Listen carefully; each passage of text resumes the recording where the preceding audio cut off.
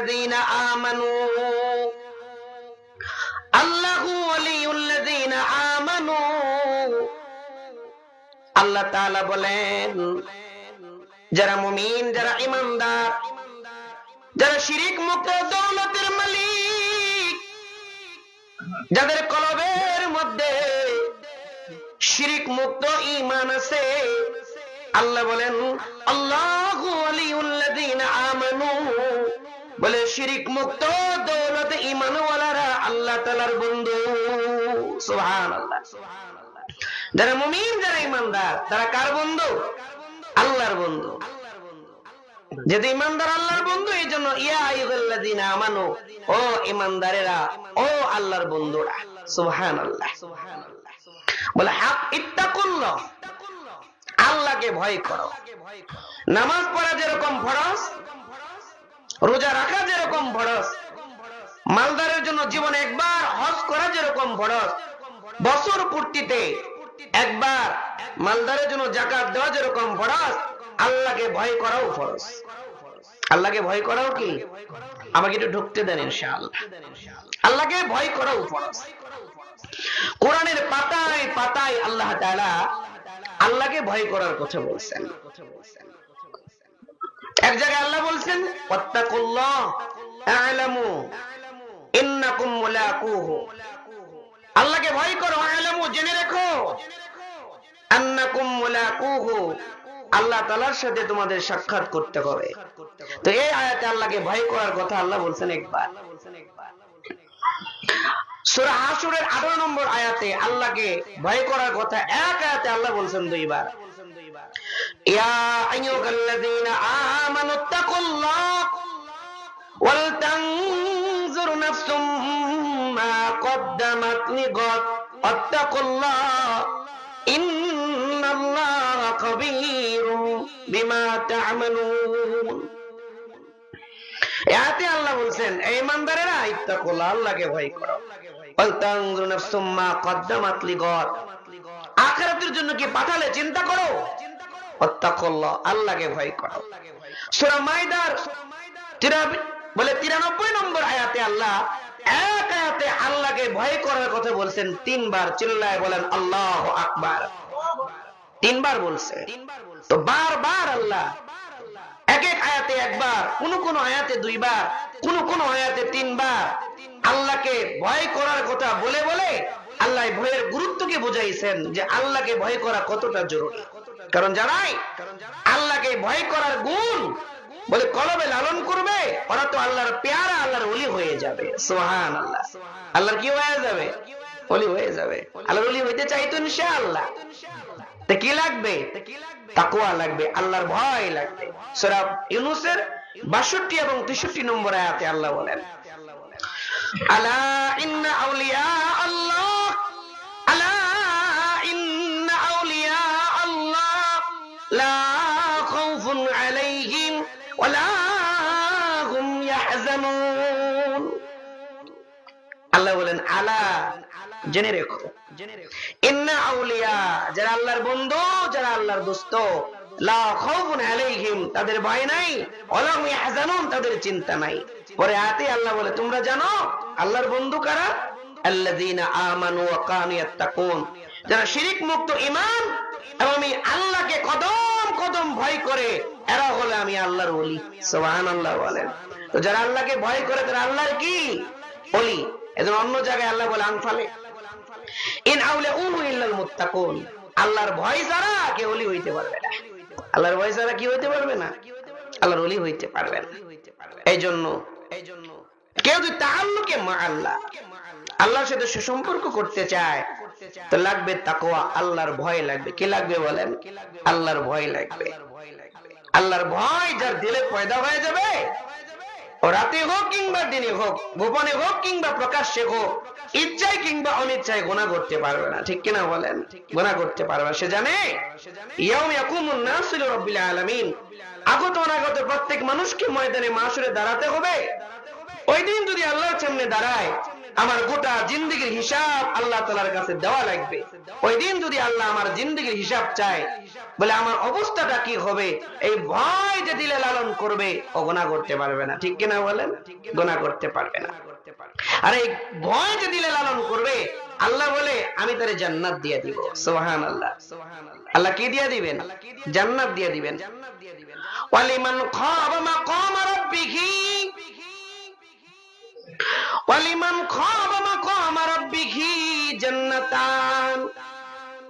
আল্লাহ বলেন একটা জান্নাত নয়, একটা জান্নাত নয়, যারা আমি আল্লাহ তাআলাকে ভয় করে গুণ অর্জন করবে, আমি আল্লাহ জান্নাতানে দুইটা জান্নাতের মালিক বানায়া দিব। সুবহানাল্লাহ। দুইটা জান্নাত।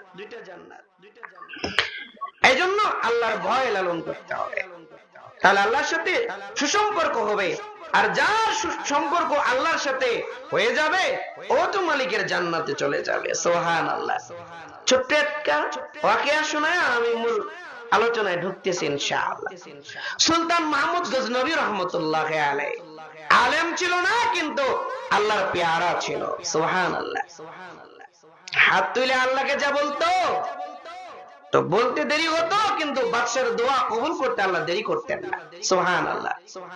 বুজুর্গ এক বাদশা, সারাদিন রাজকার্য করতেন, ওনার জিন্দেগিতে নামাজ কাজা হয় নাই। সুবহানাল্লাহ বলে, নামাজ কাজা হয় নাই। সারাদিন রাজকার্য করতেন, আর রাত যখন হয়ে যেত, রাতটাকে দুই ভাগে ভাগ করতেন। প্রথম রাত্রিটা ঘুমাতেন আর বিবিকে দিতেন, শেষ রাত্রিটা মাওলার সামনে দাঁড়িয়ে দাঁড়িয়ে নামাজের কিয়ামে কাটায়া দিতেন। সুবহানাল্লাহ। কাটায়া দিতেন। তো ওনার স্বভাব, উনি তাহাজ্জুদের নামাজ বলে প্রাসাদে পড়তেন না, শাহী মসজিদে গিয়ে উনি নামাজ তাহাজ্জুদ এবং ফজরের নামাজ পড়তেন। বিসমিল্লাহ। তো ওনার অভ্যাস অনুযায়ী শেষ রাতে উঠে তাহাজ্জুদ নামাজ পড়ার জন্য মসজিদের দিকে যাচ্ছে। তো মসজিদের সামনে বিশাল বড় একটা পুকুর, ঘাট বাঁধানো পুকুর, দুই পারে দুইটা বিশাল বড় বড় বড় সিঁড়ি দিয়ে ঘাট বাঁধাই করা। তো যাচ্ছে, তো পুকুরের বিপরীত পার্শ্বে, ওনার বিপরীত পার্শ্বে বলে চারজন লোক বসে আছে। তো সুলতান মাহমুদ গজনবী রাহমাতুল্লাহি আলাইহি তিনি মনে করছে যে আমি তো তাহাজ্জুদ পড়ার জন্য আসছি, ওই যে চারজন লোক ওনারাও মনে হয় তাহাজ্জুদের নামাজ পড়ার জন্য আসছেন। সুবহানাল্লাহ। গ্রাম্য ভাষায় কথা আছে, যার মনে যা ফালদায় ওঠে তা। যে যেমন সে মানুষকে ওই রকমই চিন্তা করে, যে নিজের চরিত্র যেমন মানুষকে ওই রকমই বিবেচনা করে, বিচার করে। সুলতান মাহমুদ গজনবী রাহমাতুল্লাহি আলাইহি পুকুরের এক পাশে দাঁড়িয়ে মনে মনে বলতেছেন, আমি যেরকম তাহাজ্জুদের নামাজ পড়ার জন্য এসেছি, ওই যে চারজন ব্যক্তি দেখা যায়, ওই চারজন তাহাজ্জুদের নামাজ পড়ার জন্য আসছে। ওই যে চারজন যারা বিপরীত পাশে বসে বসে গল্প করতেছেন, ওই চারজন আসলে তাহাজ্জুদ পড়ার জন্য আসে নাই, ওই চারজন হলো চোর, চুরি করার জন্য আসছে। ওই চার চোর বিপরীত পার্শ্ব থেকে বাদশাকে দেখেছে, রাতের বেলায় বাদশা চিনে নাই। ওই চার চোর মনে মনে বলতেছে, আমরাও যেরকম চুরি করার জন্য এসেছি, ওই লোকটাও বুঝি গভীর রাতে চুরি করার জন্য এসেছে।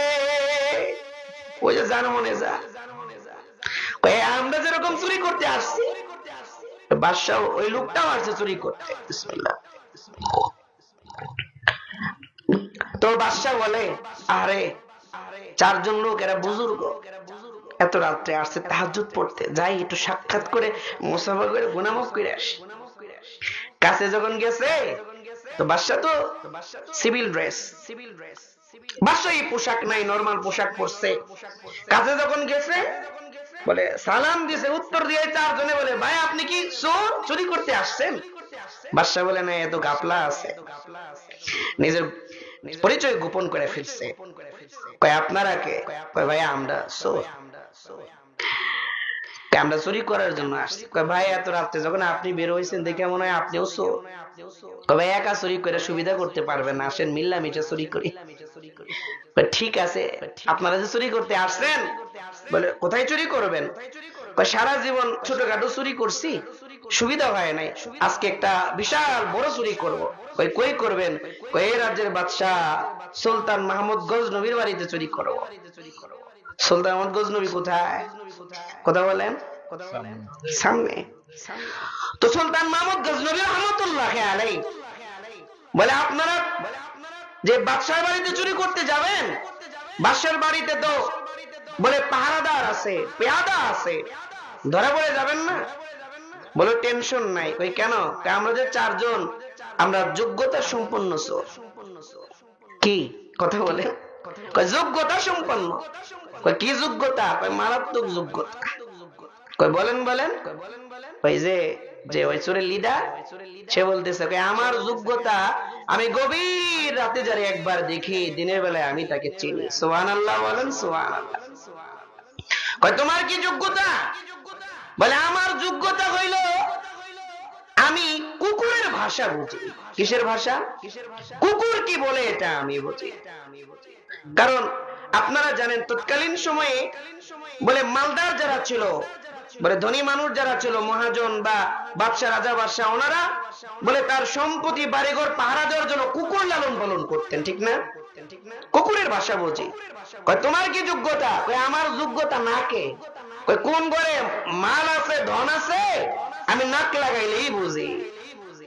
কয় তোমার কি যোগ্যতা? কয় আমার যোগ্যতা হাতে। কয় যে ঘরে মাল আছে ওই ঘরে যে তালাটা আছে, মন্ত্র বেড়ে 3টা তালি দেই, তালা খুললে যায়। সুবহানাল্লাহ। বাদশা কয় মারাত্মক যোগ্যতা, সবই দরকার। কয় তাহলে লও যাই চুরি করি। কয় মিয়া আপনি তো বড় চালাক মানুষ। কয় কি? কয় আমরা তো আমাদের যোগ্যতা জানলেন, আপনি যে আমাদের সাথে চুরি করতে যাবেন, তা আপনার কি যোগ্যতা জানা লাগবে না? বিনা যোগ্যতায় মাগনা মাগনা ভাগ দিব নাকি? আপনার কি যোগ্যতা? সুলতান মাহমুদ গজনবী বলে আমার যোগ্যতা সবার উপরে। কই কি? আমার যোগ্যতা আমার দাড়িতে। সুবহানাল্লাহ বলেন, সুবহানাল্লাহ। কই কি রকম? কই দাড়ি যদি মুসার দেই ডান দিকে ফাঁসি মাপ, বাম দিকে মুসার দিলে ফাঁসি হয়ে যায়। সুরের লিডার বলে আপনারই তো দরকার, রাজ দরবারে চুরি করতে যাচ্ছি, যে কোনো মুহূর্তে ধরা পড়তে পারি, খালি দাড়ি মুসার দিবেন, জেল ফাঁস মাপ। সুবহানাল্লাহ। কই চলেন যায়। চার চোর মিলে সুলতান মাহমুদ গজনবী রাজ দরবারে চুরি করতে জন্য যায়। মূল গেটের কাছে যখন গিয়েছে, গেটের সামনে একটা কুকুর আছে, একটা কুকুর তার বাসায় বলতেছে সাবধান সাবধান সাবধান হয়ে যাও, বাদশাহ রাজ মেহমান নিয়ে রাজ দরবারে ঢুকতেছে। সুবহানাল্লাহ। ওই যে কুকুরের ভাষা বুঝে, হাই কয় আর যাইস না, দাঁড়া দাঁড়া। কই কুকুর কি কই জানো? কয় কি কয়? কয় বাদশা নাকি আমাদেরকে নিয়ে, রাজ মেহমান নাকি আমরা, আমাদেরকে নিয়ে নাকি রাজপ্রাসাদে ঢুকে। কয় তোর মাথা খারাপ, কুত্তারও মাথা খারাপ হয়েছে। আমরা এলাম যোগ্যতা সমান 5টা সুর, আমরা নাকি রাজ মেহমান। কয় না, সবসময় কুত্তাই ঠিক করে না, আর তুইও সবসময় ঠিক শুনিস না, চল। গেছে তো বাদশা সুলতান মাহমুদ বলে এই ওই নাকওয়ালা কই রে, নাকওয়ালা। কই কি হইছে? কয় নাক লাগা দেখতো কোন ঘরে আছে। তো নাক লাগা দেখে, যে ঘরে ধন সম্পত্তি আছে ওই ঘরে নাক লাগায়, কয় এই ঘরে আছে। বাদশাহের তো মারাত্মক যোগ্যতা। হ্যাঁ হ্যাঁ। পরে কয় আয় তালি যে দিবি, তালি দিয়েছে, খুললা গেছে, ঘরের ভিতরে ঢুকছে।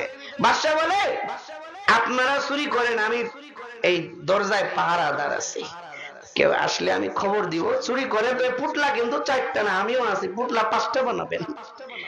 তো রাত জেগে জেগে ধন সম্পত্তি থেকে পাগল হয়ে গেছে, যে যেমনি পারছে পুটলা বানায় রাখছে। তো রাত তো বাকি আছে। সুলতান মাহমুদ বলে আপনারা একটু বিশ্রাম নেন, রাত তো বাকি আছে, বের হইয়া চলে যাবো। চার চোরাই বলে, হ জেল পাস মাপ তো সাথে আছে, টেনশন কিসের, একটু বিশ্রাম নেই, বিশ্রাম নিতে যায়, ঘুমাই গেছে।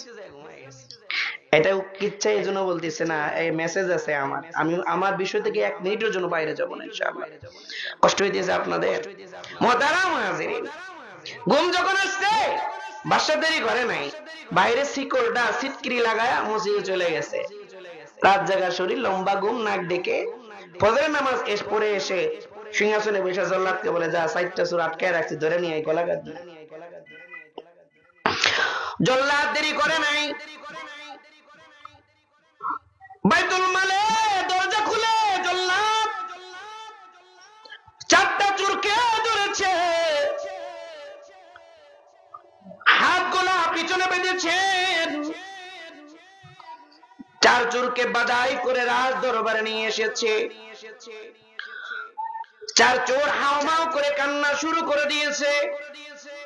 চোরের লিডার ডানে তাকায়, বামে তাকায়, আর বলে, জেল পাস মাপ গেল কই? তাকে দেখে সবাই আছে, জেল পাস মাপ আমাদের সাথে নাই। চোরের লিডার বলে, দেখতো পুটলা 5টা নাকি 4টা? পুটলার দিকে তাকায় দেখে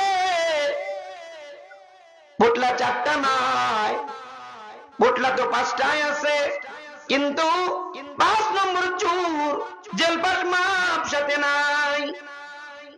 কাবাকাবি শুরু হয়ে গেছে। 4 চোরকে যখন রাজ দরবারে নিয়ে গেছে, এবার 3 চোর কাঁপে আর কান্দে, কিন্তু একজন মুস্কি মুস্কি হাসে। ওই যে চোর রাতের বেলায় দেখলে দিনের বেলায় চিনে, ওই চোর মুস্কি মুস্কি হাসে আর বলে, জেল পাস মাপ তো ঠিক জায়গায় বসে আছে। আল্লাহু আকবার। টেনশনের কিছু নাই, জেল পাস মাপ তো ঠিক জায়গাতেই আছে। সুলতান মাহমুদ গজনবী রহমাতুল্লাহি আলাইহি বলে, তোদের সাহস তো কম নয়, রাজার বাড়িতে চুরি করতে এসেছ, তোদের সাহস তো কম নয়। এই জল্লাদ এই 4 চোরকে ধরে এখনই 4 চোরের গর্দান কেটে উড়িয়ে দাও।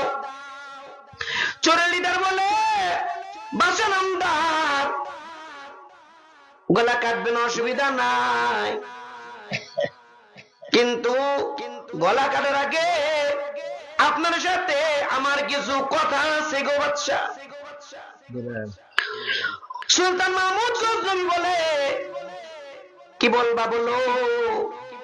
বলে, বাদশা নির্ভয়ে বলবো না ভয়ে বলবো? বলে, নির্ভয়ে বলো। চোরের লিডার বলে, বাসা নামদার, আমরা 4 জন চোর নই, আমরা চোর কিন্তু 5 জন। এই যে আমাদের পুটলার দিকে তাকে দেখে, আমাদের পুটলা কিন্তু 4টা নয়, আমাদের পুটলা হইল 5টা। সুলতান মাহমুদ গজনবী বলে, তবে 5 নম্বর চোর গেল কই? 4 চোরের লিডার বলে, বাসা নামদার, ওই 5 নম্বর চোর হইল আপনি। আল্লাহু আকবার। 5 নম্বর চোর হলেন আপনি। বিসমিল্লাহ। একটু সময় গেলে গলা ঠিক হয়ে যাবে, ঠান্ডা তো, সময় গেলেই গলা ঠিক হবে ইনশাআল্লাহ। বিরক্ত হচ্ছেন আপনারা? মুহতারাম হাজিরিন, 5 নম্বর চোর তো আপনি। কয়, বাদশা নামদার, আমি কিন্তু ওই ব্যক্তি যে রাতের বেলায় দেখলে দিনের বেলায় চিনি, 5 নম্বর চোর তো আপনি। বলে, বাদশা